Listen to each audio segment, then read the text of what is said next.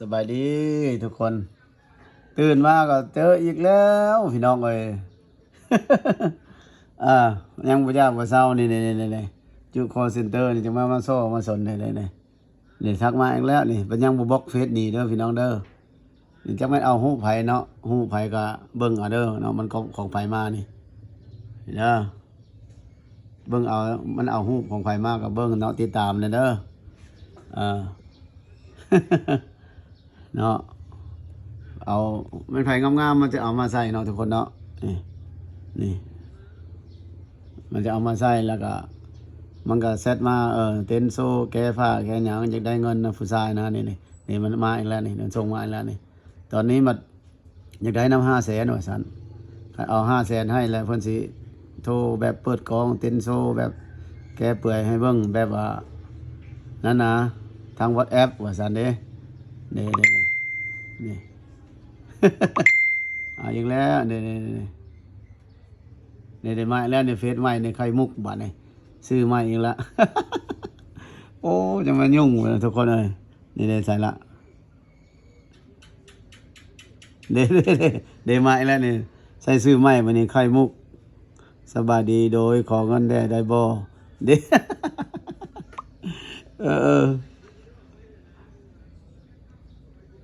มาแล้วเป็นคนใหม่ได้ทุกคนไม่ได้เพิ่นว่าเฮาบ่ฮู้ทันเพิ่นเด้มาแล้ว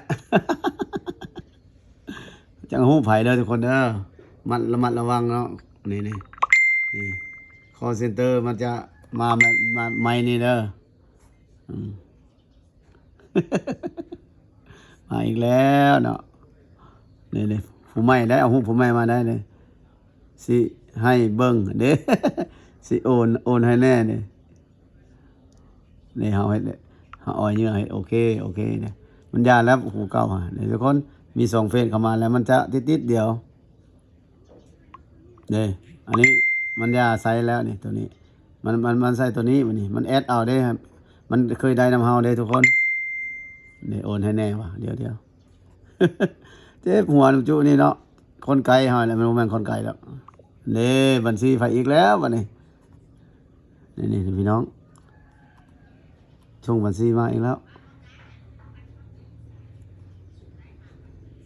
อ๋อบัดนี้เดี๋ยวลงกำลังกันเด้อโอนให้ไผเดี๋ยวนี้เนาะบ่ทันฮู้หน้าฮู้ตาเนาะเจ้าส่งรูปจะมาเนาะส่งเป็นคลิปวิดีโอมาเลยและอ้ายสิโอนให้นี่ส่งเป็นคลิปวิดีโอเจ้ามาจะโอนให้เด้อนี่มาอีกแล้วพี่น้องเอ้ยนี่คนให้ไผเดี๋ยวนี้เนาะบ่ทันฮู้หน้าฮู้ตาเนาะเจ้าส่งรูปจะมาเนาะส่งเป็นคลิปวิดีโอมาเลยและอ้ายสิโอนให้นี่ส่งเป็นคลิปวิดีโอเจ้ามาจะโอนให้เด้องามเนาะเจ้าเนาะโอ้เป็นตาแพงน่าสนใจดีอ้ายแบบคนโสดนะอ้ายสนใจผู้สาวโอ้ยคันแก้ผ้าให้เบิ่งแห้งคักแล้วนี่แก้ผ้าเต้นให้เบิ่งอ้ายโอนให้ละเนาะส่งคลิปจะมาก่อน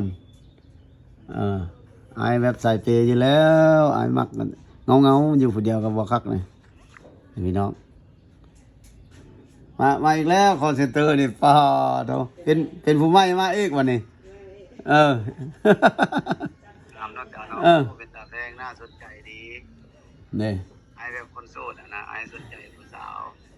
แต่เป็นผู้สาวมาอีกได้ครับแล้วนี่ไอ้ผ้าเต้นให้เบิ่งไอ้โอนให้ละนี่ซื้อไข่มุกเด้อทุกคนเด้อระวังเด้อคันว่าไปเต็มใจให้เขาก็บ่เป็นหยังเนาะเงาอยู่ผู้เดียวก็บ่2เพศคนเดียวกันแหละนี่อันนี้ละทวิตละนิสานี่นิสานี่อันนี้ก็ อยากได้อีกนี่มันมาเอกสร้างเพศใหม่มานี่บางเด้อคนติดตามลายอยู่เด้อเพจนี่ก็ได้มันเพจเขาหากินแต่ดนแล้วบ่งทรงไงคนเคยได้เขาจังเฮ็ดนี่วันนี้ก็2,500หมู่สมควรแล้วขอเงินแล้วดิ ให้ได้คอนเทนต์แต่เช้าแท้มื้อนี้นี่ข้าพเจ้าเดี๋ยว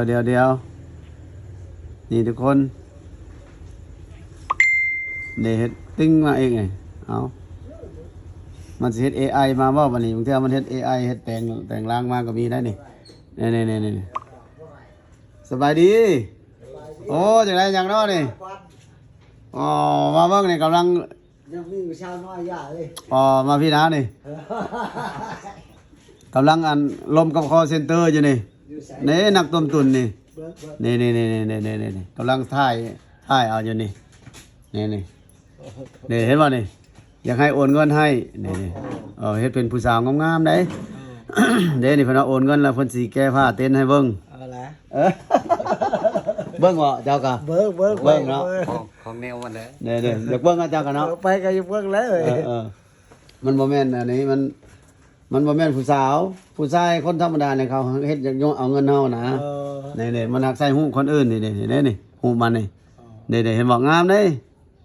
นี่ โอ้ไปเอาผู้อื่นพุ่นเนาะ เด้เอาหูผู้อื่นใส่นี่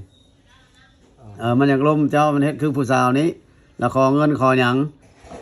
จุบ่ทันเลี่ยมมันละเสียได้ โหเสียแค่แล้ว มันเอาหูผู้อื่นมาแก้ผ้ากะแต่เมื่อวานนี่พุ่นเมื่อวานนี่ล่ะค่อยให้มัน250,000ค่อยอยากได้คลิปไหมนะ ก็อยากได้คลิปแบบเตือนสังคมเนาะมันมีได้บางคนเขาบ่ฮู้ว่าเป็นแบบนี้นะโทรศัพท์ของมือนี่มีได้ มีเนาะ นี่ระมัดระวัง โอ้ บางเทื่อมันสิเป็นผู้สาวนี่เห็นบ่นี่เอาละ เวลาเฮาโทรสิโทรหามันบ่ติด โอ้ มันยานเฮาเห็นเด้มีแต่เซ็ตลูกเดียว เสพเอาเนาะ ฮูบเอามาฮูบ โอ้ แต่จะฮูบไผ เอาละ นี่สองเพศแล้วนี่เดี๋ยวมีตัวหนึงอีกนี่เดี๋ยวจะเบิ่งนี่ตัวนี้ยาแล้วนี่ค่อยฮู้ทันละนี่มันส่งมานี่ โอ้ นี่มันส่งมาเห็นบ่ โอ้ มันยกเอาเงินเจ้านั่นอันนี้ค่อยถ่ายคลิปแบบเตือนภัยแบบจูบ่ฮู้แล้วเสียเงินหลายนะ เอาละ แม่นแล้วอ่ะ แม่นแม่น สวัสดีก่อนเฮ็ดเวียกก่อนสวัสดีก่อนเด้อ call center เด้อเดี๋ยวลมเดี๋ยวมาอีกบ๊ายบาย